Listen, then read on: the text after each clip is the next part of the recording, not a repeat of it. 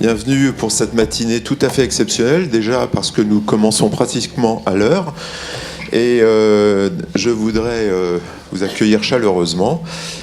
Je voudrais remercier tout de suite l'Institut des sciences politiques de nous accueillir ici pour cette matinée. Alors, c'est une matinée qui va poser la question cruciale de ce qui bloque pour que les enjeux de changement climatique, de crise de la biodiversité, dont nous, je pense, dans cette salle, sommes absolument convaincus de l'importance cruciale, comment et pourquoi ces enjeux restent dans une ombre qui ne leur est vraiment pas propice. Cette rencontre a été initiée à l'initiative d'un certain nombre d'institutions que j'aurais citées, la Société française de l'écologie, Fondation de l'écologie politique, l'IDRI, la Fondation pour la recherche sur la biodiversité, l'Institut Veblen et le Muséum national d'histoire naturelle. Pour ce qui me concerne, je suis Marc Lipinski, je suis directeur de recherche émérite depuis 2 jours, coprésident de la Fondation de l'écologie politique, coprésident du Conseil scientifique de la Fondation de l'écologie politique, et certains d'entre vous me connaissent comme ancien vice-président du Conseil régional d'Île-de-France en charge de l'enseignement supérieur et de la recherche. Je vais donc, on m'a sollicité pour animer cette première table ronde qui va lancer la matinée, et je remercie les organisateurs de l'avoir fait. Quelques mots, juste pour situer peut-être les choses, en tout cas de mon point de vue. Longtemps, l'écologie scientifique et l'écologie politique ont pu apparaître aux yeux d'un certain nombre de personnes comme des entités extrêmement éloignées et même bizarrement affublées du même substantif, ce qui pouvait paraître choquant peut-être pour certains, mais avec l'émergence de ce concept d'anthropocène, ce concept extrêmement puissant qui donne aux humains désormais un rôle prépondérant sur les modifications que subit la planète, la seule dont nous disposons. L'écologie est maintenant plus facilement rapprochable, je dirais, entre les écologues qui s'occupent de l'écologie scientifique et les écologistes qui s'intéressent plus à l'écologie politique. Donc la place de notre espèce dans l'ensemble des espèces du monde, les interactions qu'entretiennent les espèces localement, globalement, tout ça pose des questions de compatibilité entre les objectifs que poursuivent les scientifiques d'un côté, les personnes qui s'intéressent à l'écologie politique de l'autre. Et nous allons peut-être aborder un peu ces questions ce matin. Donc nous avons 5 intervenants dans cette première table ronde et nous avons un peu moins d'1 heure maintenant. Et donc ce que je vais faire, c'est de vous présenter très brièvement chacun des intervenants l'une après l'autre. Enfin, nous avons une seule femme, donc on est loin de la parité, mais quand même, on est dans la mixité. Et ce qui est déjà pas si mal par rapport à d'autres choses qu'on peut voir de temps en temps. Et donc, je lancerai chaque personne par une première question, et j'espère qu'elles tenteront de répondre à cette question, mais comme chacun sait, ce n'était peut-être pas la question, mais c'était la réponse. Donc, je vais commencer avec Sébastien Barraud. Sébastien Barraud, vous êtes directeur de recherche à l'Institut de recherche sur le développement. Vous êtes rattaché au département diversité des communautés et fonctionnement des écosystèmes à l'Université Pierre et Marie Curie.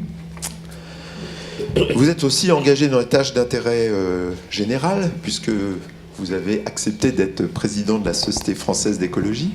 Ou peut-être même vous êtes porté volontaire pour être président de cette belle société. Voilà ma question. La période est chargée politiquement. Comment voyez-vous l'inscription de l'écologie scientifique dans cet espace-temps des élections nationales en 2017 ? et bien sûr au-delà. 7-8 minutes, s'il vous plaît. Mais donc je vais vraiment faire une réponse qui vient de mon domaine de compétences, de l'écologie scientifique.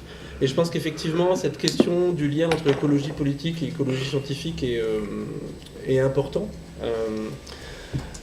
Et ce que je dirais, c'est qu'un premier problème pour moi, c'est que pour le moment, l'écologie scientifique est encore peu reconnue en tant que telle. Je sais pas, grâce à la FRB, la semaine dernière, j'ai pu poser des questions à Monsieur Jadot, qui n'avait pas l'air de bien comprendre complètement la différence entre écologie scientifique et écologie politique. Merci. Je sais pas, une autre petite anecdote, il n'y a pas longtemps, enfin il y a 2 ans, il y a eu un congrès de la SFE à Lille, et le congrès avait demandé des subventions au conseil régional, et le conseil, on a failli louper les subventions parce que le Front National a dit non, on ne subventionne pas un parti politique. Et c'est des anecdotes comme ça, mais fondamentalement, il y a encore une grande partie de la population qui ne sait pas que l'écologie, c'est une science au même titre que la physique, la chimie, la biologie. Et je pense que ça... disons qu'il faudrait être naïf pour penser que la reconnaissance de l'écologie en tant que science résoudrait tous les problèmes. Mais je pense que ça pourrait quand même un peu y aider. Et du coup, effectivement, là, c'est un des rôles de la Société française d'écologie, c'est d'essayer d'avancer dans cette direction-là.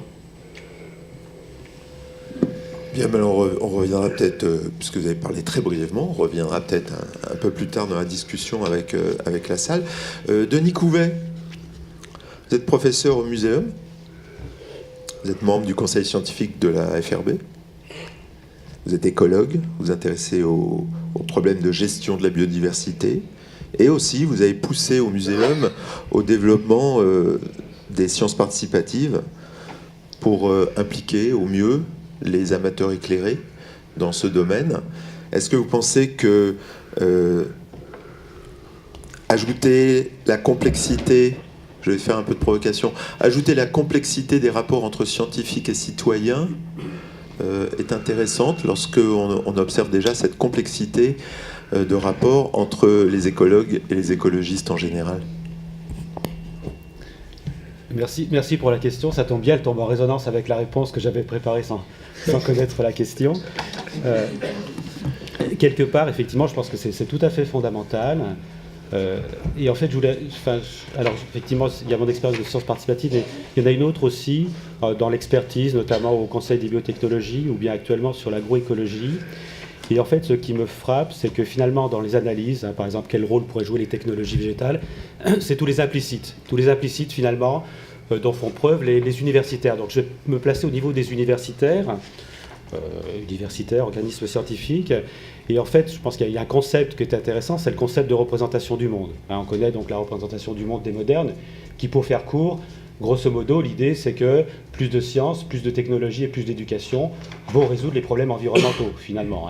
La solution des problèmes environnementaux viendra après. Et quelque part, cette vision, et que les pays du Sud, grosso modo, vont emprunter la voie des pays du Nord, et grosso modo, cette vision, elle est majoritaire dans le monde universitaire, et dans le monde des organismes scientifiques, et elle surplombe l'expertise scientifique. Et à partir de là, ce que je constate, c'est que lorsqu'on essaye de défendre une représentation du monde alternative, de type écologique, ou alors peut-être intégrative, ce serait peut-être plus policé, eh bien, on se heurte en fait à l'ensemble des implicites.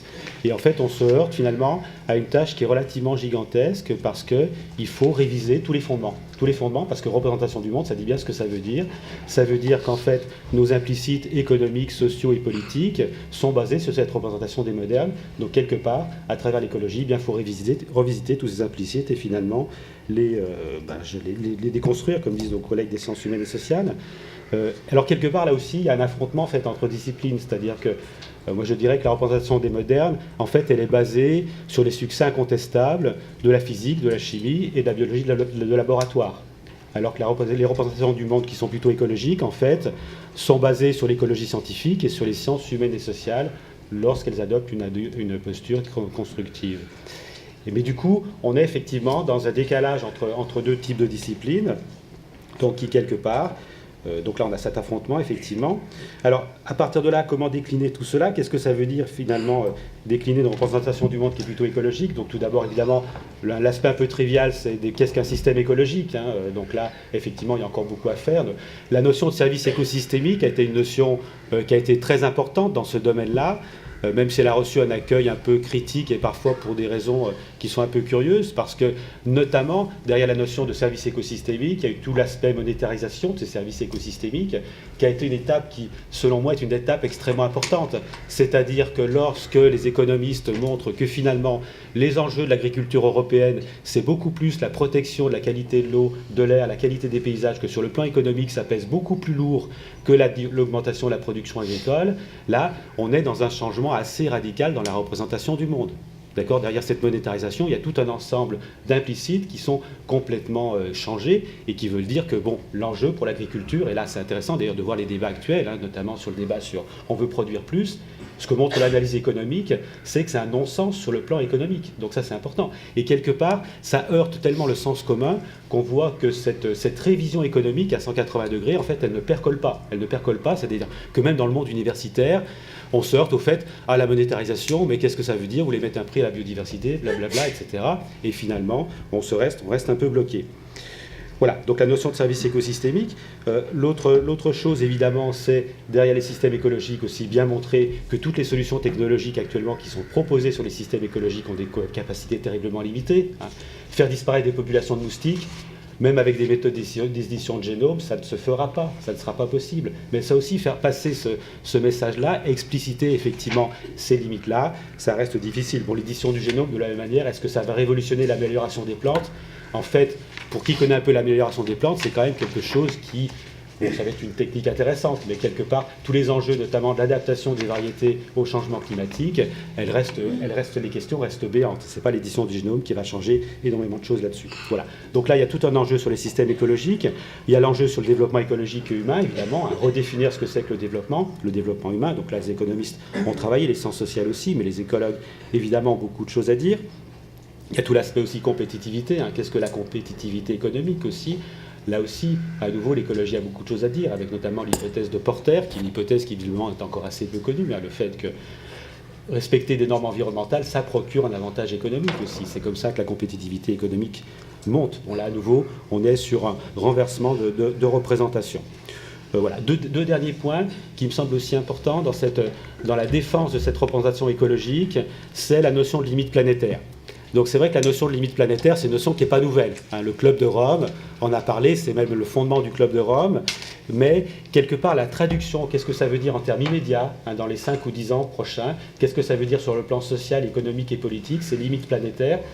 Quelque part, je crois que là, on a besoin de s'atteler. Alors ça, c'est un travail qui est éminemment interdisciplinaire, mais en fait, ça a des conséquences concrètes. Hein. Ça veut dire qu'effectivement, quelque part, eh bien, l'exploitation beaucoup plus importante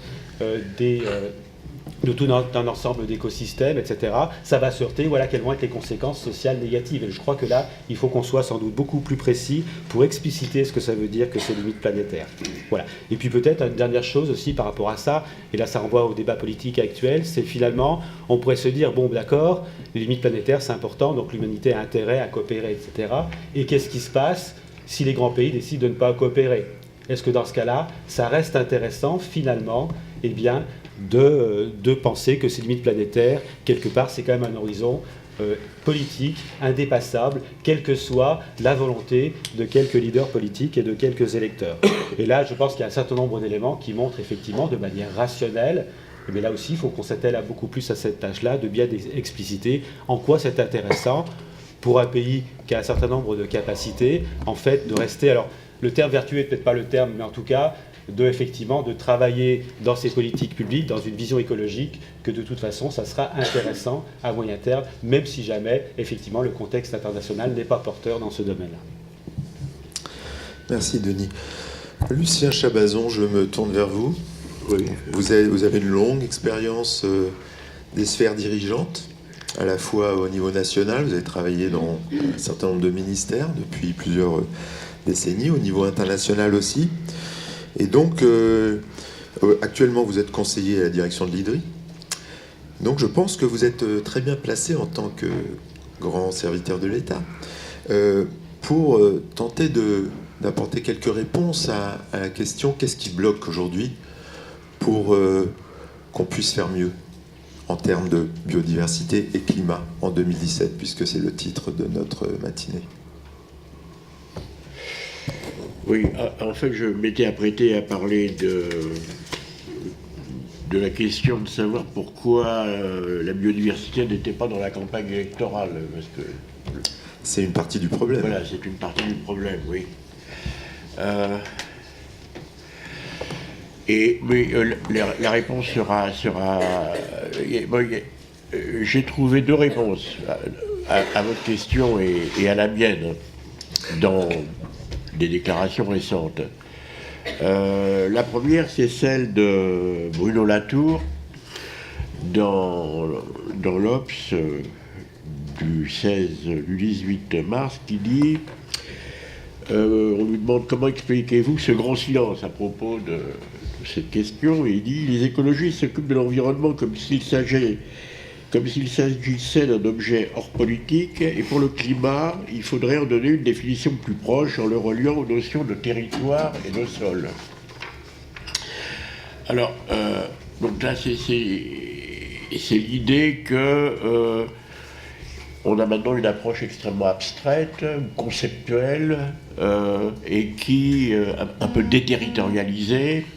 Ça, son idée, et que rapprocher les questions globales des questions de territoire aiderait à les inscrire dans le champ politique. Bon, c'est une première. Il y a aussi une interview de Nicolas Hulot dans Le Monde du 24 mars, mais qu'il explicite là, dans le dernier numéro de Society. Je cite: en France, les écologistes n'ont pas réussi à décider un futur désirable. Donc il reprend la formule de Benoît Hamon. Leur difficulté à convaincre ceux auxquels ils s'adressent est leur principale faiblesse, et il prend l'exemple de l'agriculture.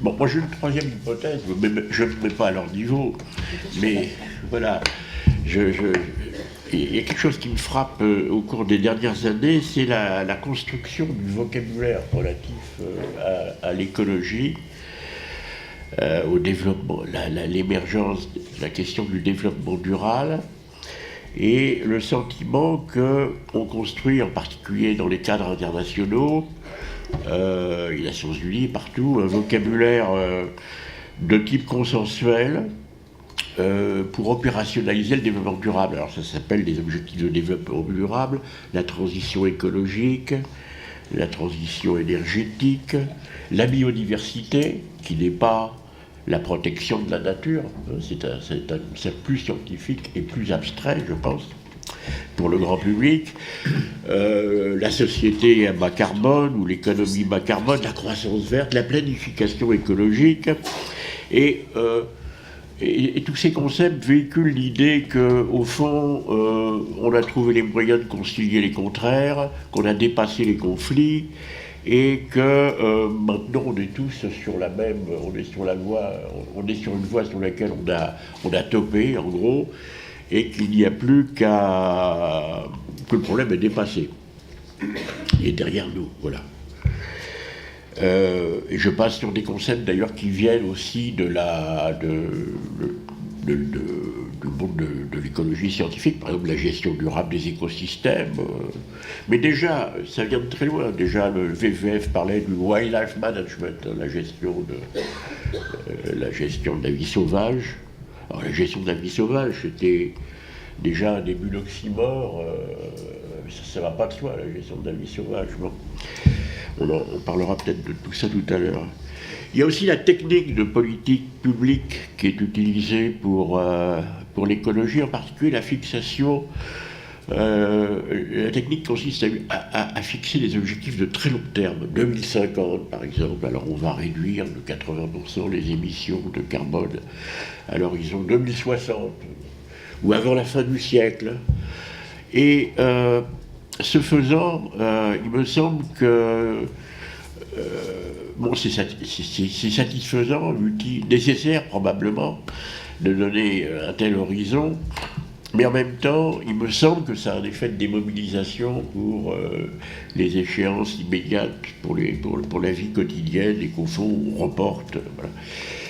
Et de ce point de vue-là, le Grenelle est tout à fait exemplaire. En plus, ces objectifs qu'on inscrit dans les lois n'ont aucune portée juridique, il faut bien le voir. Hein. On avait le cas le plus exemplaire est le cas du plan éco-phyto. On avait prévu dans la loi Grenelle de réduire de 50%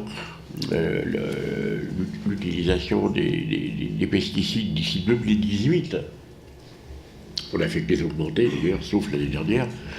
Mais il n'y a aucune sanction au fait que cet objectif n'est pas atteint, pas plus que n'est atteint l'objectif d'augmenter la part du fret ferroviaire dans le transport des marchandises, pas plus que n'est atteint l'objectif d'installer 6000 mégawatts, capacité de 6000 mégawatts en énergie marine renouvelable. Donc ça donne le sentiment... Alors là, je me place sur le terrain de la politique publique, d'objectifs qu'on peut fixer au fond sans avoir réfléchi aux moyens de les mettre en œuvre, un peu pour fabriquer du consensus, et qui n'ont pas plus de portée que cela. Donc il y a un effet, me semble-t-il, de démobilisation. Et ceci m'amène à dire que la priorité scientifique aujourd'hui, me semble-t-il aussi, elle est moins dans... l'analyse des problèmes que dans les propositions de solutions, parce que c'est là-dessus qu'il faut travailler. Donc elle est dans le champ, dans l'interface entre les sciences de la nature et les sciences de l'homme et de la société, les sciences économiques et sociales, et en particulier pour la biodiversité, je pense qu'on y viendra plus tard, où nous sommes quand même très lourdement lestés par les techniques politiques, juridico-politiques qu'on a utilisées pendant 50 ans, à savoir les protections d'espace et les protections, les désignations d'espèces. Voilà.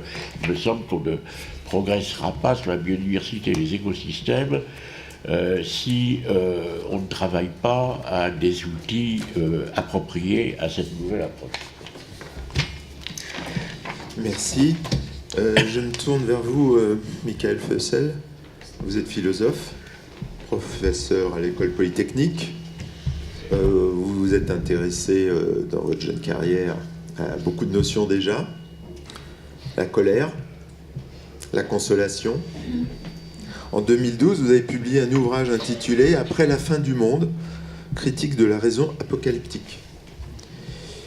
Et à lire vos dernières interviews ou articles dans la presse, je vois que pour vous, la Ve République porte un risque de très mauvaise rencontre entre le peuple français et celui ou celle qui serait élu en mai prochain. Alors, voilà ma question. La question écologique, justement, est-ce qu'elle est traitable en France sous le régime de la Ve République? Et sinon, quoi?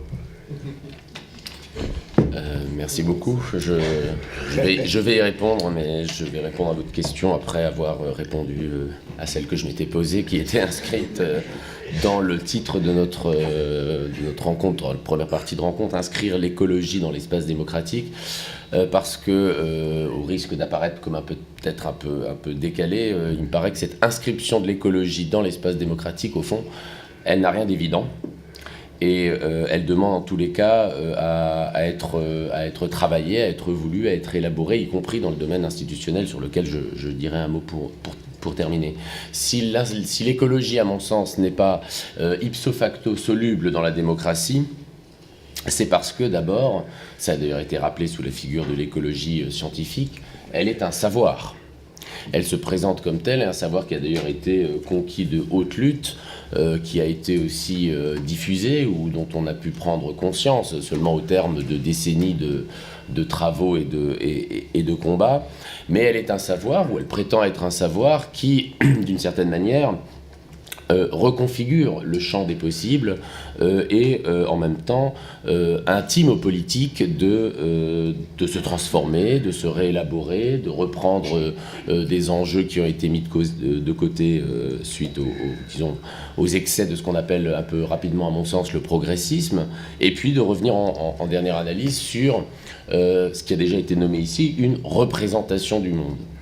Or, il se trouve que cette représentation du monde, celle de la modernité, celle qui place l'homme au centre de l'univers, celle qui en fait comme le maître et possesseur de la nature, hein, selon cette formule qui assigne définitivement à Descartes le stade de bad boy de l'histoire de la pensée, cette représentation du monde anthropocentrique, il se trouve qu'elle a aussi produit l'idéal démocratique moderne. Et par conséquent, il y a au minimum une tension entre ce qui se présente comme un savoir, et qui plus est un savoir orienté sur l'urgence, à savoir la nécessité dont je partage, je vous rassure au moins à ce point, dont je partage la croyance, de transformer fondamentalement nos modes de vie, une tension donc entre ce qui se présente comme un savoir, et puis d'autre part ce qui est, jusqu'à plus ample informé, le propre de la démocratie, c'est-à-dire la négociation à partir d'opinions, et à partir de la confrontation de ce qui ne se présente pas en tout premier lieu comme une science, mais comme un avis qu'on peut espérer dans le meilleur des cas éclairé, mais comme un avis qui, en dernière analyse, relève de la liberté de ceux qui le produisent. Alors depuis le champ que je connais un peu mieux, parce que j'aurais dû commencer par là, mais je ne suis en rien spécialiste de la question écologique comme telle, j'y réfléchis en revanche sur son articulation un peu avec la démocratie. Dans le champ philosophique, il y a un livre certainement qui apparaîtra aux spécialistes qui sont présents comme déjà extrêmement datés, comme ouvrage de référence en philosophie de l'écologie, enfin c'est celui auquel je continue bien souvent à me référer, c'est celui de Hans Jonas, Le principe responsabilité, dont je ne note qu'un seul point, c'est un livre très important sur lequel on peut discuter très longtemps, qui vise au fond à faire de la nature elle-même un agent ou un acteur du champ politique, puisqu'en dernière analyse, sa thèse, c'est que nous ne sommes pas tant responsables de ce que nous avons fait en tant qu'hommes, je dirais, que de ce que nous nous apprêtons à faire en regard de la nature, qui est le site même de notre vie. Mais dans toute l'œuvre de Hans Jonas, dans tout ce livre, en tous les cas, le principe responsabilité, il ne se trouve pas une seule ligne, pas le mot, sans doute d'ailleurs n'y est-il pas cité, le mot démocratie. Et on le comprend bien, puisque sa thèse consiste à dire que le point où nous en sommes dans l'histoire est un point d'irréversibilité par rapport, en particulier à l'époque où il l'écrit, c'est l'invention de l'arme atomique, et qu'autrement dit, dans son esprit, c'est désormais, encore une fois, un savoir, et je dirais même un savoir d'expert, qui doit porter à l'action politique beaucoup plus qu'une délibération qui apparaîtra forcément, une délibération sur les enjeux de justice, de transformation sociale, qui apparaîtra forcément en regard du risque catastrophiste. C'est pour ça que j'ai effectivement consacré un livre à la fin du monde, ou représentation de la fin du monde, apparaîtra comme léger, superflu, voire franchement inconscient. Alors, il me semble que l'un des défis auxquels est confrontée l'écologie politique, cette fois-ci, et je répète que j'en parle avec intérêt, mais de l'extérieur au moins institutionnellement, c'est de convaincre les citoyens que l'écologie politique n'est pas, ou la transformation écologique de la société, n'est pas un autre titre, je dirais un énième titre, du renoncement à la perspective de l'émancipation. Une énième manière d'inviter à renoncer à du possible, à réduire l'horizon du possible au nom d'urgence, de nécessité qui serait celle liée à la survie même de l'humanité. La représentation moderne du monde est, à supposer qu'on puisse la définir d'une seule phrase, est porteuse de beaucoup de périls, nous le savons aujourd'hui. Elle était porteuse aussi d'une croyance sans laquelle la démocratie n'a pas beaucoup de sens, à savoir que l'humanité était capable, sinon de faire, du moins de transformer l'histoire. Ce qu'il faut essayer peut-être de penser aujourd'hui, c'est comment faire l'histoire, ou retenter en tout cas de la transformer sans détruire la nature, j'en suis d'accord. Et de ce point de vue-là, et là je vais conclure sur la question que vous m'avez posée initialement, il me semble qu'il y a un point d'articulation possible entre la démocratie politique et l'écologie politique, c'est la conscience dans laquelle sont de plus en plus de nos concitoyens que les dangers qui pèsent non seulement sur la nature, mais sur l'humanité elle-même, en particulier celui qui est peut-être le plus criant, le dérèglement climatique, mais il en irait de même de la biodiversité, arrive d'une certaine manière à solutionner, le mot n'est pas très élégant, un problème que l'humanité politique se pose depuis au moins la modernité, justement, c'est-à-dire la question de savoir s'il existe un intérêt général humain qui soit en quelque sorte transcendant aux différences de classe, aux différences nationales, aux différences d'appartenance culturelle. Et de fait, le fait que l'écosystème et une seule forme d'écosystème permette le développement de la vie humaine, voire d'ailleurs sa perpétuation, peut constituer une première approche de ce que l'humanité recherche depuis au moins le XVIIIe siècle, c'est-à-dire, encore une fois, cette idée d'un intérêt général qui ne soit pas la négation des intérêts particuliers, mais au contraire leur accomplissement. Mais je conclurai en disant que cette coïncidence entre l'écologie politique et la recherche démocratique de ce qui, au fond, est plus grand que nous et fait que nous vivons ensemble, à savoir un intérêt général, cette coïncidence, elle ne peut pas simplement être affirmée, en particulier sur un mode, justement, qui serait simplement et exclusivement scientifique ou expert.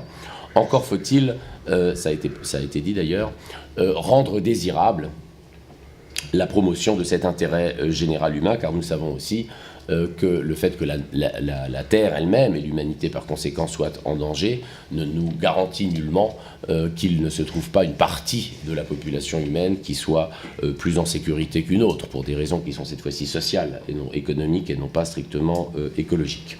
Pour le rendre désirable, en effet, je pense qu'il faut en faire un enjeu d'émancipation humaine.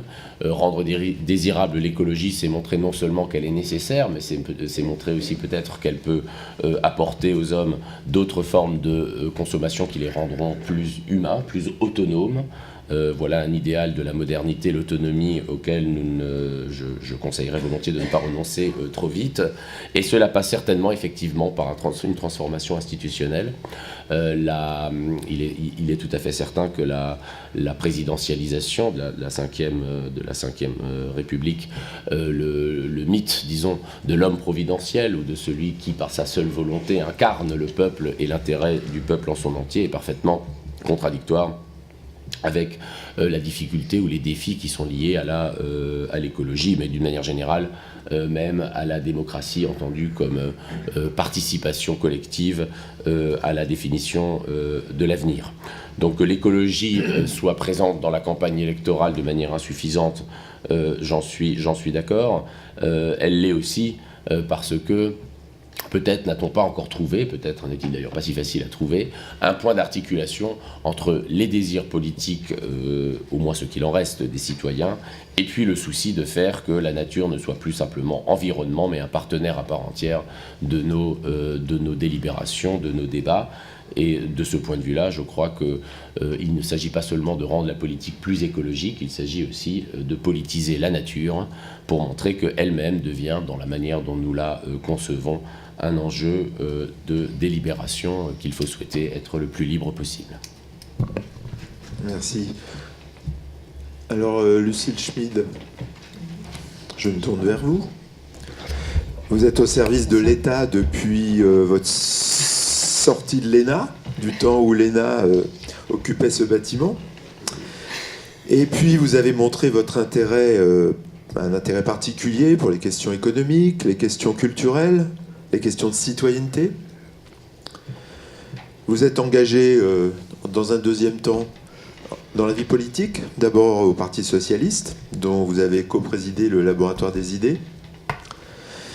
Et puis vous l'avez quitté pour rejoindre Europe Écologie Les Verts. Aujourd'hui, vous présidez la Fondation de l'écologie politique, la jeune Fondation de l'écologie politique, que vous avez, on peut le dire, portée sur les fonds baptismaux. Alors ma question qui s'enchaîne assez bien avec l'exposé précédent, il semble que les citoyens soient de plus en plus écologistes, mais ils ne votent pas écologistes. Alors qu'est-ce qui bloque ? Comment faire mieux ? Merci Marc Lipinski de cette question. Je ne sais pas si le micro marche.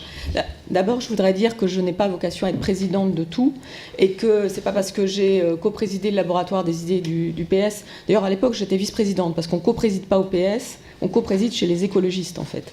Mais en tout cas... Pardon de cette erreur. Je pense que qu'est-ce qui bloque ? Je trouve que dans les interventions précédentes, il y a beaucoup de choses déjà qui ont été dites et j'ai récupéré les petites perles qui me semblent importantes. Quand Sébastien Barrault nous dit que le Front National ne veut pas financer la Société française d'écologie parce qu'elle ne finance pas des institutions politiques, il y a quelque chose qui nous dit de la difficulté entre articuler l'écologie scientifique et l'écologie politique parce que le politique est quelque part un lieu d'indéfinition. C'est certainement pas un lieu de savoir. Quand Michael Fossel a parlé du fait que l'écologie était un savoir, en tout cas on peut dire que la politique aujourd'hui n'est pas perçue par nous comme un lieu de savoir. Il y a sans doute un lieu de professionnalisation, d'ailleurs qui est quelque part contradictoire avec la question démocratique. Et lorsqu'on lit le dernier ouvrage de René Dosière qui s'est efforcé d'une manière extrêmement minutieuse de décortiquer les a priori de notre vie démocratique sous l'angle financier, on découvre par exemple qu'il y a 451 organismes qui peuvent se dire partis politiques parce qu'il n'y a pas de définition des partis politiques en France. Il y en a peut-être 5-6 qui sont visibles, mais il y en a 451 qui permettent de récupérer du financement public. Donc on comprend bien combien c'est difficile d'articuler la question de l'objectivité scientifique, la question de l'opiniâtreté qu'il y a à rechercher, et le monde politique. Et en ce sens, on peut comprendre pourquoi les citoyens se disent qu'ils sont sans doute de plus en plus concernés par les enjeux écologiques, mais de moins en moins incités à voter lorsqu'il s'agit d'associer ces enjeux écologiques et les enjeux électoraux. Il y a une deuxième chose que je voudrais dire, c'est que si on reparle spécifiquement de la campagne électorale actuelle, on voit bien que la Ve République et les élections présidentielles sont une bulle franco-française qui, quelque part, est contradictoire aussi avec les enjeux écologiques. L'écologie n'a pas de frontières, ça on le sait. On sait que le nuage de Tchernobyl ne s'est pas arrêté à la frontière française. On a mis un petit peu de temps à le découvrir parce qu'on était face à une forme de désinformation. Et on voit bien qu'aujourd'hui, si on fait le compte des 11 candidats qui se présentent à nos suffrages, les petits comme les grands, parmi les grands, il y a peut-être un petit peu plus de personnes qui envisagent la question européenne. Parmi les petits, il y a de plus en plus de souverainistes. Donc il y a quelque chose qui se dit de ce milieu politique et du déni qu'il a de l'inscription de la France dans le monde, et donc des enjeux écologiques qui me semble être un deuxième point important. Après, j'ai bien entendu, au fond, que dans les interventions précédentes, on pouvait se dire que quelque part, les écologistes étaient, enfin les Verts, Europe Écologie Les Verts, pouvaient être responsables du fait qu'on ne vote pas, en tout cas que la crédibilité d'un parti écologiste en France ne s'était pas trouvée.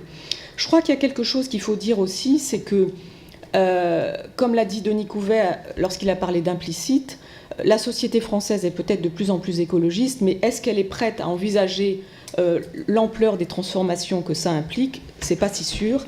Et qu'en tout cas, dans l'exercice d'explicitation des implicites, nous ne sommes pas encore une société qui a trouvé les moyens de cette explicitation. Je vais être moins abstraite, puisque j'ai compris que c'était aussi un problème de ce que disait Lucien, le côté extrêmement abstrait peut-être de la manière de qualifier les enjeux écologiques. En tout cas, l'explicitation ne peut se faire, je crois, qu'à travers des processus démocratiques, comme nous le rappelait Michael. Et on voit bien qu'aujourd'hui, entre la question de l'urgence, qui est sans doute démontrée par le savoir et par les sciences, et la question de l'explicitation démocratique, il reste à trouver les chemins d'une transition démocratique qui doit évidemment accompagner ce qu'on appelle la transition énergétique ou la transition écologique. Et c'est cette question de transition démocratique qui permettrait au fond de remettre du contenu écologique dans des procédures qui ont été conçues, comme nous le rappelait Michael Fossel, sans intégrer la nature, qu'il y a quelque chose qui aujourd'hui bloque. Après, comment est-ce qu'on remet du contenu dans des procédures? C'est certainement pas, et là-dessus je m'inscrirais en faux par rapport à ce qu'ont dit par exemple Dominique Bourg et Kerry Whiteside en 2010 lorsqu'ils ont écrit leur ouvrage Démocratie écologique. C'est pas forcément en mettant une chambre du long terme, une sorte de CESE améliorée, parce que je crois que le sujet c'est évidemment que l'ensemble de la société puisse se saisir de ces enjeux qui portent à la fois sur les questions énergétiques, mais aussi sur des questions alimentaires, sur des questions de transformation de l'agriculture, sur des questions de lien entre santé et environnement, ou pour reprendre la question économique, sur des questions sur l'inaction écologique, combien ça nous coûte de ne pas agir par rapport aux enjeux écologiques, de réintégrer au fond l'écologie dans des manières de dire les choses qui soient compréhensibles par tous. Et c'est certainement pas, dans cette réintégration, d'exclure les classes populaires. Je crois qu'il y a quelque chose qui aujourd'hui est assez injuste finalement dans la manière dont on se saisit dans notre société des enjeux écologiques. On est à Paris. Moi, je suis assez frappée du fait que Paris est une ville qui devient quelque part de plus en plus verte dans l'explicitation, dans le discours d'Anne Hidalgo, dans les appels à projets des pariculteurs, dans le fait de refaire la ville, et qu'en même temps la Seine-Saint-Denis, où s'est déroulée la COP21, est un lieu où Paris externalise encore ses nuisances industrielles.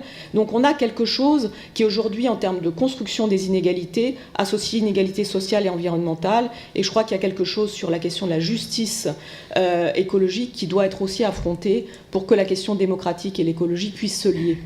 C'est pas quelque chose qui relève seulement des pays du Sud, c'est aussi un enjeu qui se construit en France, dans les territoires, et en l'explicitant, et pas seulement en disant l'écologie va arriver miraculeusement parce que dans les territoires, des savoirs citoyens se mobilisent, etc.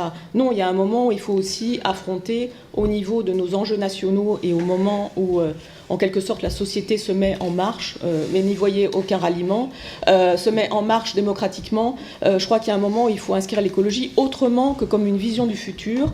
On voit bien que dans cette campagne, l'écologie a été plus présente peut-être qu'on ne pouvait le penser au moment, par exemple, des primaires de la gauche, mais que lorsqu'on passe aux choses sérieuses, lorsque la vraie campagne commence, elle s'efface, elle disparaît, comme si, quelque part, elle restait dans un discours de valeur, dans un discours qui assure un supplément de sens, et non pas dans un discours de réalité, dans un processus de réalisation. Donc c'est ça, au fond, à quoi on se heurte. C'est à la difficulté d'inscrire l'écologie, non pas seulement dans une vision du futur et de l'expertise, mais dans une réalité qui doit être quotidienne, mais qui doit être aussi profondément de transformation, positive et aussi de contrainte. C'est bien ça également la difficulté. Je terminerai en disant qu'il y a du côté des écologistes, et c'est pour ça que cette journée est importante, aussi une difficulté à se rejoindre pour constater qu'ils ont des objectifs communs, même s'ils ont des calendriers, des vocabulaires et des mondes dans lesquels ils évoluent qui sont différents. Écologistes scientifiques et écologistes politiques ne se rencontrent pas tous les jours, mais ils ont en commun évidemment le souci de la nature et du lien de la nature avec l'humain. Ils ont en commun le fait aussi, j'allais dire, d'associer sans doute l'éthique et la question de l'engagement politique. Et j'espère qu'ils ont en commun le fait qu'une forme de justice pour notre planète puisse aujourd'hui être davantage explicitée, pour reprendre les termes de Denis Couvet. Merci. Merci à vous 5 d'avoir été suffisamment bref pour que je puisse donner la parole à la salle. Si je vois des bras se lever, on va distribuer le micro là-bas. Et moi, j'ai une question à vous tous, parce que vous avez parlé d'écologie. Personne ne s'est vraiment penché sur ce qu'il y a derrière espace démocratique. Et comme on est dans un moment électoral, j'ai l'impression qu'on limite cet espace démocratique largement aux enjeux électoraux, en tout cas en ce moment. Vous aurez peut-être l'occasion de répondre à tout ça. Qui a le micro? Oui. Bonjour. Oui, bonjour. Vous vous présentez? Oui, Kinga Grèche, je suis conceptrice d'exposition au Musée de l'Homme, Musée d'histoire naturelle également. Voilà.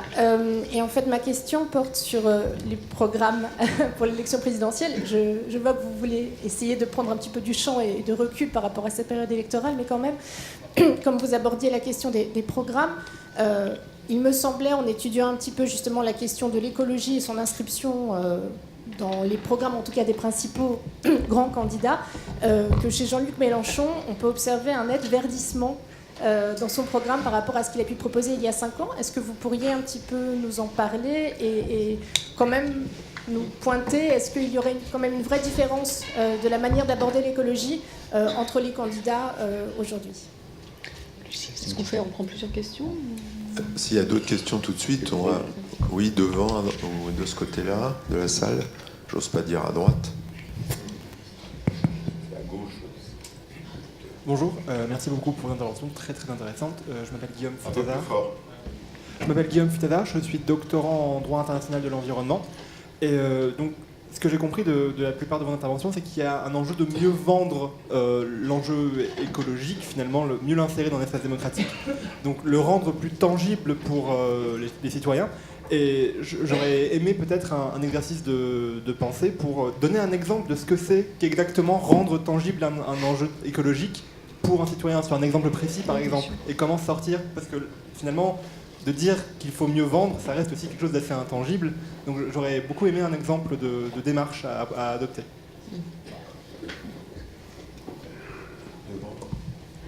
Et puis après, je donne la parole à la tribune. Bonjour, je ne suis pas universitaire. Je m'appelle Renaud, je suis colibri. Je voudrais juste savoir qu'est-ce que vous appelez l'écologie. Bon, alors qui veut se lancer pour répondre à ces trois questions, et éventuellement à la mienne. Sébastien Barrault. Je peux répondre aussi, effectivement sur l'écologie. Alors du coup, moi je vais répondre sur l'écologie scientifique. L'écologie scientifique, c'est défini comme la science qui étudie les interactions entre les organismes et leur environnement, et qui étudie aussi toutes les conséquences de ces interactions à plein d'échelles de temps et d'échelles spatiales différentes. Donc ça va jusqu'à la biosphère, ça va jusqu'à l'évolution des organismes. Du coup, là, j'ai un point de vue qui est un peu, on va dire, fondamental, science fondamentale, ce qui ne veut pas dire qu'effectivement l'écologie scientifique ensuite n'est pas liée à tout un tas d'activités humaines, à l'agriculture, à la pêche, la chasse, et à l'ingénierie écologique qui peut permettre de construire, éventuellement d'élaborer des villes plus durables. Donc à la base, c'est un socle de connaissances vraiment sur les interactions entre les organismes, et puis ça va jusqu'à tout un tas d'applications dont on essaye de s'emparer en gros pour améliorer un certain nombre de choses. Monsieur Chabazon.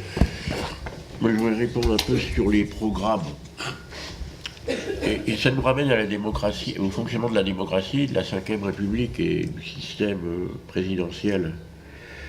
Je pense qu'il y a une question qui me paraît délicate en regardant la campagne, qui est la suivante. La plupart des candidats, les candidats ont un programme écologique par exemple, la plupart en ont, oui. Et ils vont faire au maximum 20-25% des voix au premier tour. Et puis ensuite, il y a un deuxième tour dans lequel l'un d'entre eux, ou l'une d'entre eux va être élu, avec beaucoup de voix qui vont se porter sur lui ou elle par opposition à l'autre candidat. Prenons un exemple. Monsieur Fillon propose d'abolir le principe de précaution. Bon. Admettons qu'il arrive en seconde position comme il l'ambitionne encore. Et si Madame Le Pen est contre lui au deuxième tour, tout ce qu'on appelle l'opinion républicaine va voter, une grande partie va voter pour M. Fillon. Ça ne veut pas dire pour autant qu'ils sont favorables à l'abolition du principe de précaution, notamment les électeurs de Mélenchon ou de Hamon. Alors, si ensuite M. Fillon est élu et fait son programme, il va penser que c'est démocratique d'appliquer son programme, mais c'est pas vrai. C'est pas vrai, parce qu'il y a une grande partie de ces électeurs de deuxième tour qui ne sont pas favorables à son programme. Là, je prends le cas extrême. Et on pourrait le développer pour bien d'autres sujets. Et donc, ce système dans lequel, à deux tours, dans lequel au premier tour on choisit, au deuxième tour on élimine, donc si on élimine au deuxième tour, c'est pas un choix d'éliminer, c'est un choix par un choix de deuxième ou troisième rang, comme disait Valras. Voilà. Et donc, il y a quelque chose qui se fausse là. Et je crois que ça vaut aussi pour ce qu'on appelle l'échec de la présidence Hollande, parce que Hollande a été élu. Il n'a pas été élu seulement par la gauche. Il y avait aussi des électeurs de Bayrou. Et c'est plus... Donc, ce système électoral fausse assez largement la vérité de ce que la population peut attendre. C'est pareil pour le non au référendum européen qui était composé de la gauche radicale et de l'extrême droite, voilà, et donc faisait quelque chose dont on ne peut pas réalité, qui n'exprime pas une ligne politique non plus, sauf une méfiance vis-à-vis des institutions européennes. Et alors, est-ce qu'on peut réparer ça? On a parlé de Dominique Bourg, je crois, le débat Dominique Bourg et Marcel Gauchet dans le débat à propos du livre de Dominique Bourg sur démocratie et écologie. Je partage absolument ce qui a été dit sur la faiblesse des propositions qui sont faites par Dominique Bourg et son collègue pour prendre en compte le long terme car c'est la critique principale, et l'écologie en fait partie dans l'action politique. On est loin d'avoir trouvé la solution à ces questions. Donc ce que vous disiez tout à l'heure en conclusion était tout à fait pertinent. Il faudrait tout de même parler de l'espace démocratique. On a vu à propos des grandes décisions d'aménagement du dernier quinquennat, Notre-Dame-des-Landes, etc., combien on a du mal à définir ce qu'est une décision légitime en matière d'aménagement, à quel niveau ça se passe, qui la prend, dans quel contexte. Monsieur Chabazon, je vous interromps, je donne la parole à Denis Couvet puis à Lucille Schmid. Essayez de répondre aux deux questions qui vous ont été posées sur Mélenchon d'un côté, sur un exemple concret d'explicitation, et sur ce que c'est que l'espace démocratique. Oui, alors sur les programmes, la comparaison montre effectivement que Jean-Luc Mélenchon est sans doute celui qui, dans la campagne électorale, a le plus réussi à articuler la question écologique avec l'ensemble de son projet. Moi, c'est ça qui me frappe. Et là encore, aucun ralliement. Mais on voit que pour lui, l'écologie n'est pas un secteur. Moi, il y a quelque chose qui m'intéresse dans ce programme. Après, vous avez raison de dire qu'il y a le temps de la campagne et il y a ensuite le temps du pouvoir, et que malheureusement, aujourd'hui, c'est peut-être ça un problème de dysfonctionnement de l'espace démocratique, c'est que le temps de la campagne et le temps de l'exercice du pouvoir, y compris dans notre esprit, on se méfie énormément de ce qui est dit dans le temps de la campagne, parce qu'on a l'impression que le moment de l'exercice du pouvoir est souvent en contradiction, ou en tout cas met de côté ce qui a été promis dans la campagne. Ceci dit, donc la règle verte, par exemple, de Mélenchon, qu'il inscrirait dans la Constitution, on ne sait pas très bien comment ça fonctionnerait, mais en tout cas, on voit bien qu'en disant règle verte, on installe l'idée que la nature est présente aujourd'hui, serait présente aujourd'hui dans l'instrument qui est l'instrument démocratique, l'instrument qui définit les règles de fonctionnement démocratique en France. Donc ça, c'est un concept qui, bien qu'il soit flou, est un concept, je trouve, très intéressant. On peut d'ailleurs imaginer que la règle verte, c'est suffisamment général pour que d'autres candidats puissent se saisir de ce concept. J'espère que Jean-Luc Mélenchon n'a pas déposé un copyright à l'INPI. Deuxième sujet sur lequel, je ne vais pas parler que de Mélenchon, mais c'est vrai qu'il y a un deuxième sujet que moi je trouve intéressant, c'est lorsqu'il parle de planification écologique, parce que je voudrais quand même rappeler que la planification, c'est pas la planification soviétique en France, et que lorsqu'on reconstruit l'économie française dans les années 50, avec Jean Monnet, on met en place le commissariat général au plan, et que c'est un lieu de concertation entre acteurs. C'est-à-dire que ce qui est très intéressant, c'est qu'on associe les acteurs publics, les acteurs privés, dans une vision du long terme pour construire autrement, et on peut se dire que quelque part, la transition écologique est une nouvelle construction économique et sociale, et ça, c'est quelque chose pour répondre à ce monsieur des colibris qui, par rapport à l'écologie politique et l'écologie scientifique, les colibris qui sont un mouvement citoyen qui n'est pas politique au sens politicien du terme. Ce que j'espère, c'est que l'écologie politique est compatible avec l'approche des colibris, au sens où, évidemment, quand on prend en compte la considération de la nature, ça transforme nos manières de faire à la fois quotidiennes, mais aussi nos manières de gouverner, la question du lien entre éthique individuelle et collective. Et donc, il y a quelque chose qui irrigue profondément comportement individuel et collectif à partir du moment où on prend en considération la nature. Sur la question de l'exemple concret, moi je crois qu'on a eu tort de se concentrer trop sur la question de la transition énergétique en France. C'est important, mais au fond le sujet c'est important, mais c'est très conflictuel à cause du nucléaire. Donc on voit bien d'ailleurs quand on fait des réunions, il y a quelquefois des gens qui viennent et qui disent mais moi je suis pro-nucléaire mais donc je suis écologiste parce que le nucléaire c'est une énergie qui est décarbonée. Donc on voit qu'il y a un point de clivage qui vient tout de suite. Je me demande s'il n'aurait pas fallu ou il ne faudrait pas aller très rapidement sur des choses qui relèvent de l'agriculture, de la question alimentaire. Est-ce qu'on voit bien que par exemple quand Brigitte Allain qui est députée ELV a porté sa loi sa proposition sur le bio. Dans les cantines, il y a une pétition qui a recueilli 120 000 signatures en 3 jours. Donc il y a quelque chose autour de l'agriculture et de l'alimentation qui me semble être un point important. Et puis je crois qu'il y a une autre manière de construire la ville. Après, comment est-ce qu'on construit vraiment des écoquartiers en discutant avec les habitants et non pas en labellisant des écoquartiers qui sont souvent des lieux en fait de boboisation. Ça me semble être aussi un point essentiel.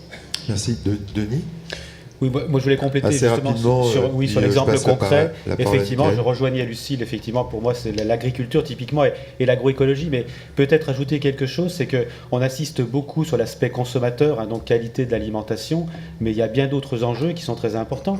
Il y a l'enjeu, par exemple, des finances publiques, c'est-à-dire que la dégradation de l'environnement, la dégradation de la qualité de l'eau, de l'air, ça coûte très cher en fait. Donc là aussi, il y a un enjeu qui est très important dans l'agroécologie, qui est justement d'épargner l'environnement, donc finalement de faciliter l'action publique sur un certain nombre de problèmes environnementaux.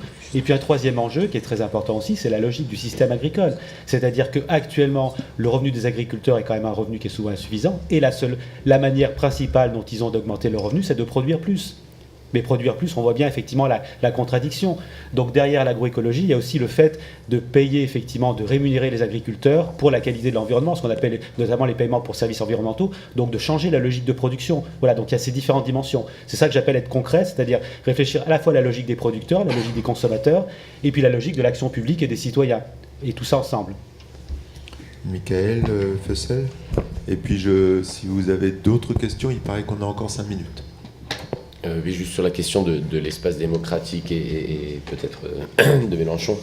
L'espace démocratique, évidemment, ça ne se réduit pas aux questions électorales.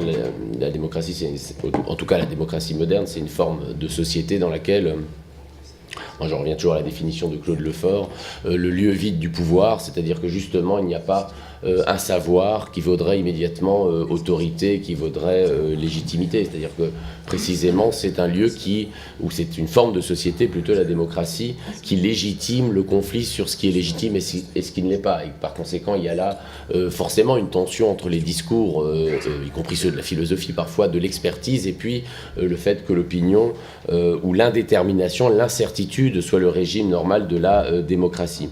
Alors parfois il arrive que cette incertitude, je m'excuse un peu pour ma voix, cette incertitude ou cette indétermination surgissent aussi dans le discours politique et électoral, je veux dire cette fois-ci.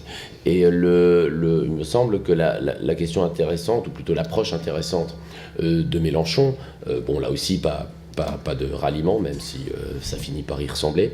La question fondamentale, c'est qu'il veut faire la règle verte, dit-il dans sa constitution, et là on retrouve un peu ce que j'ai essayé d'expliquer tout à l'heure, c'est-à-dire au fond, on marque une limite, une borne à la volonté humaine, à la décision, on le constitutionnalise, par conséquent on le met hors de prise même de la décision du législateur, le fait de ponctionner plus dans la nature de ce qu'elle peut reconstituer par elle seule.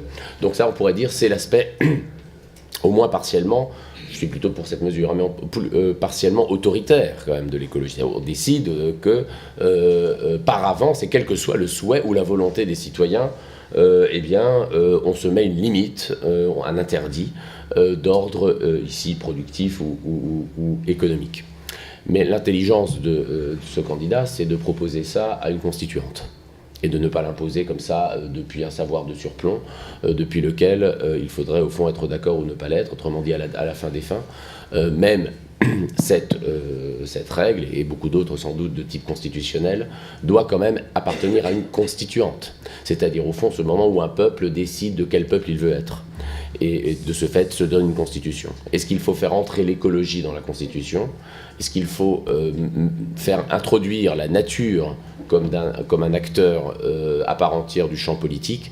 Je n'ai pas pour ma part de réponse absolument certaine ou absolument, disons, sûre à ces questions, mais ce que je sais avec une certaine certitude, c'est qu'il vaut mieux que ce soit le peuple qui s'en empare, enfin les citoyens qui s'en emparent, plutôt que, disons, un savoir qu'on nous présenterait présenterait comme absolument indiscutable. Alors la parole est à la salle, dans l'espace démocratique. Oui, bonjour. Corinne Brachet-Ducos. Alors, je suis biochimiste au CNRS, donc scientifique, donc plutôt sur l'aspect écologie scientifique, mais je suis ici en tant que plutôt très démocratique, à savoir représentant une association de citoyens qui essaye d'alerter sur un souci qui nous confronte depuis quelque temps. Gentilly-Île-au-Vert à Gentilly. Et toutes vos discussions sont donc très intéressantes sur les aspects de Paris de plus en plus vert, de Paris qui continue d'externaliser malgré ça en banlieue et notamment dans la petite couronne dense une volonté d'urbanisation à tout crin. Et en fait ma question est, on parle de l'urgence, tout le monde admet du point de vue scientifique et politique qu'il y a une urgence à mettre en œuvre tout ce qu'il faudrait pour aller vers plus de vert.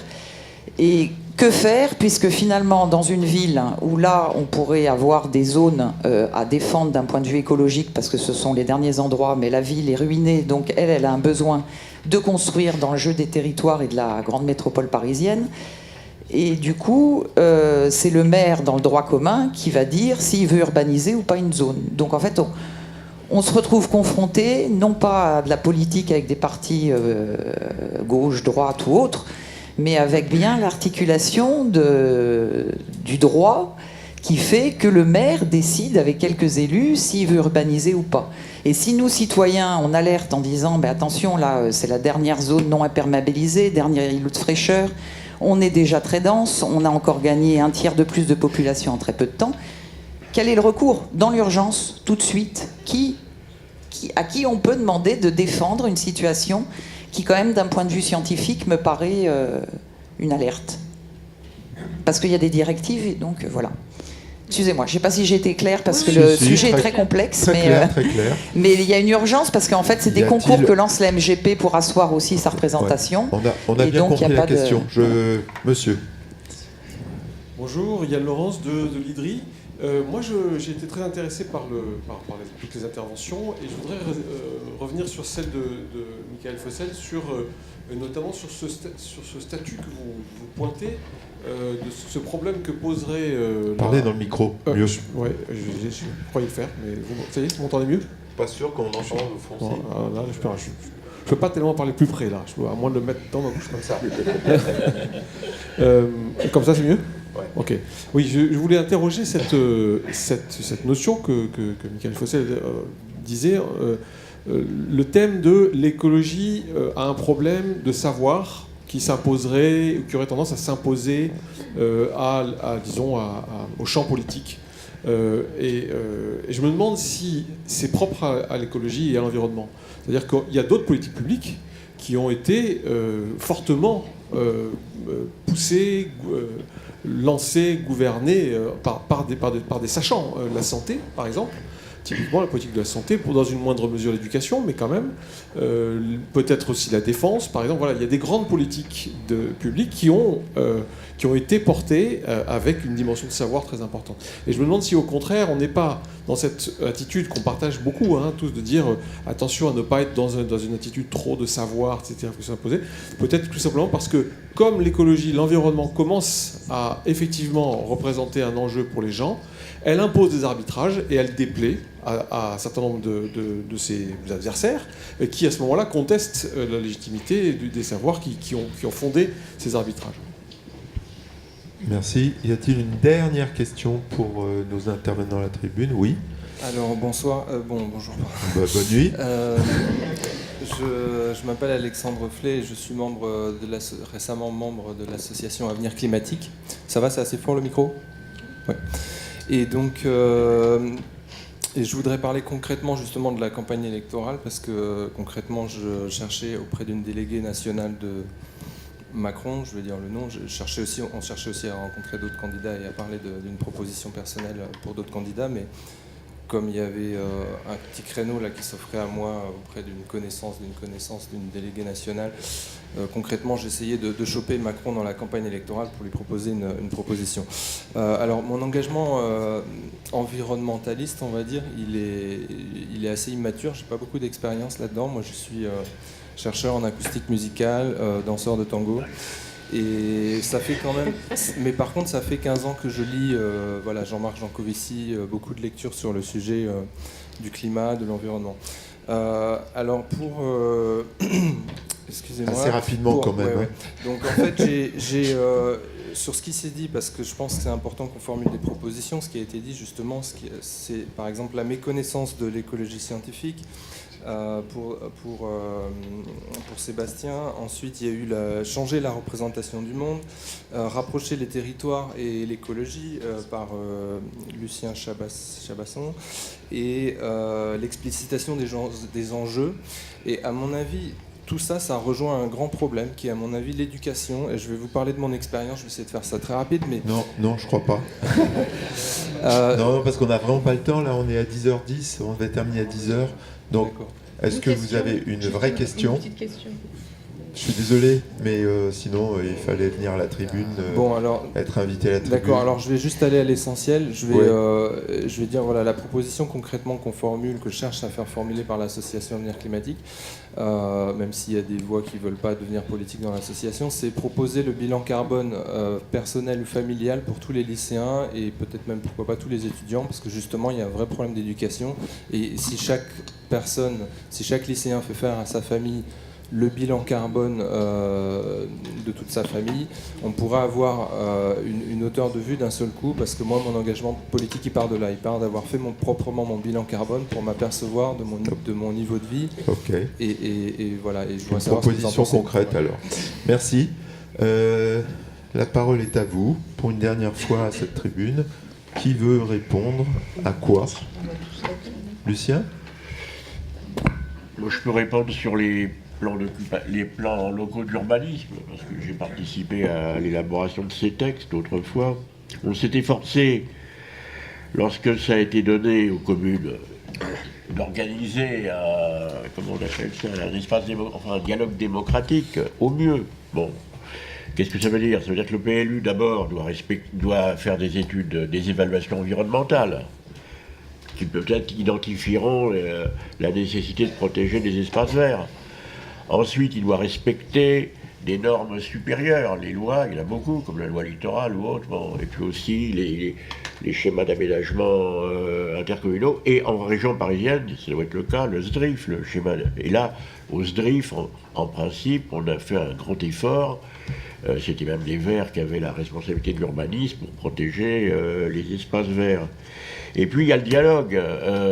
Ça se fait avec une concertation permanente, le PLU, les associations agréées peuvent s'exprimer, ça se fait en conseil municipal dans lequel le public peut assister, et puis enfin, il y a une enquête publique. Bon, alors je ne dis pas que tout ça c'est brillant, mais... et puis enfin, il y a la possibilité de déférer au contentieux. Et Dieu sait si les promoteurs, les élus, etc. se plaignent du contentieux de l'urbanisme qui représente un quart de l'activité du Conseil d'État. Et vous avez vu que dans le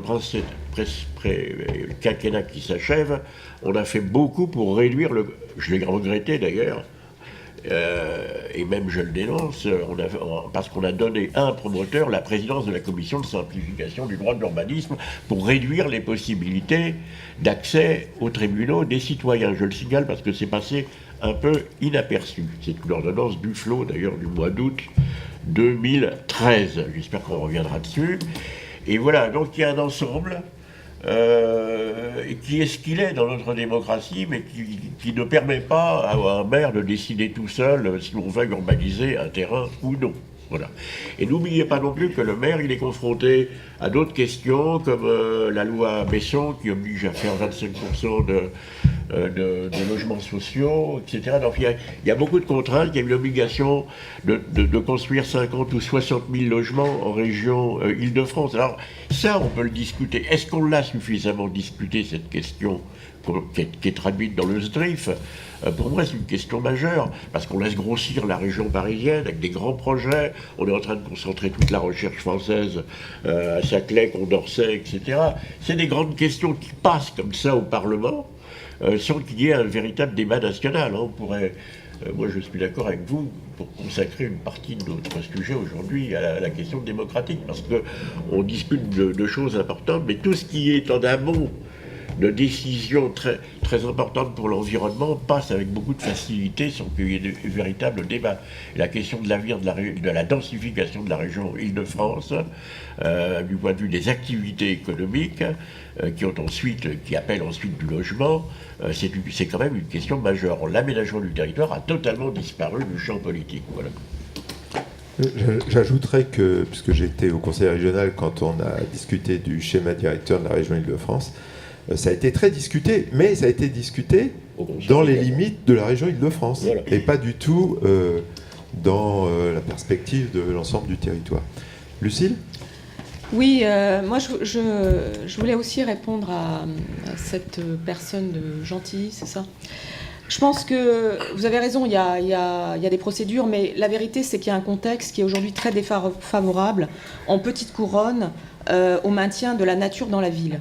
Pourquoi ? Parce qu'on a beaucoup de communes qui sont en difficulté financière et qu'avec la métropole du Grand Paris, il y a une relance de la promotion immobilière qui est très forte, parce que tout simplement, avec l'élaboration d'un réseau de transport, d'un nouveau réseau de transport, les promoteurs immobiliers arrivent, ça donne de la valeur au foncier.